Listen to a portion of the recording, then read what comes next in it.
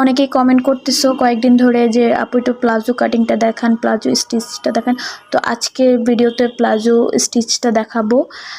তো এটা হচ্ছে রাবার ছিল না, জাস্ট ফিতা দিয়ে। তো ফিতা কিভাবে মানে ফিতার ঘর করবে ওইটাও দেখায় দিব।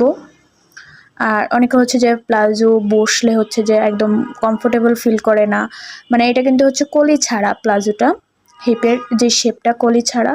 তো ওইভাবে শিলানোর সিস্টেমটা বলে দেব। এটা যতই হেলদি মানুষ হোক বসলে কিন্তু ছিঁড়বে না। আমি একটু প্লাজো সালোয়ারের মুখগুলো একটু তোমাদের সরায় দেখলাম, এটা ছিঁড়বে না। এভাবে তোমরা সোজা করে টানলে যদি একদম সোজা হয় তখন দেখবে যে এটা যদি টান খায় তাহলে ওটা ছিঁড়ে যাবে, আর যদি টান না খায় তাহলে ওটা ছিঁড়বে না। ক্লিয়ার? সো আসসালামু আলাইকুম। আজকে প্লাজো কাটিংটা স্টিচিং ভিডিওটা দেব। তো এটা হচ্ছে ফিতার কাপড় আর এটা হচ্ছে ফেব্রিক। কাটিংয়ের ভিডিওটা আমি পরবর্তী ভিডিওতে দিয়ে দেব। তো আমি হচ্ছে ফার্স্টে হচ্ছে ছোট হিপটা সেলাই করব, ছোট হাইটা। তো তোমার মাজার পাশটা আর কি তোমাদের দেখাই কিভাবে এটা খুলবো। এটা যেহেতু ভাও পাশটা ভিতরে আছে, ভাও পাশটা ভিতরে রেখে এটা স্টিচ করব। এই যে তোমাদের পায়ের দিকে দেখালাম, এখানে যেহেতু প্রিন্ট আছে তো ভাও পাশটা ভিতরে রেখে ভিডিওটা ভালোভাবে খেয়াল করবে, তাহলেই বুঝতে পারবে যে আমি কিভাবে স্টিচ করতেছি। ঠিক আছে, এবার হাইয়ের সাথে হাই মিলিয়ে দিব।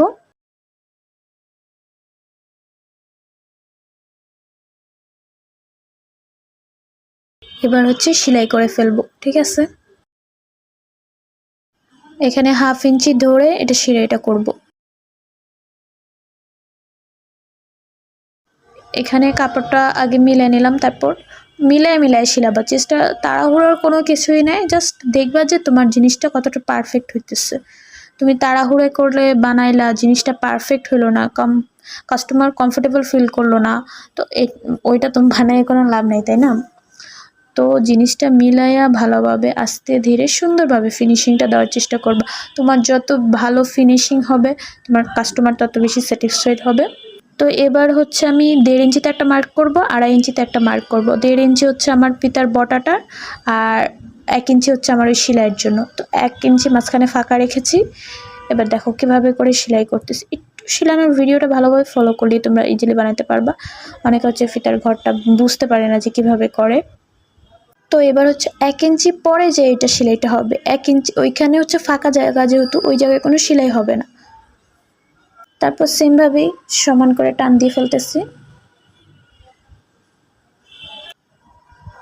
এবার রাউন্ড শেপটা দিয়ে ফেলবো, ডাবল সেলাই দিয়ে ফেলতেছি। এবার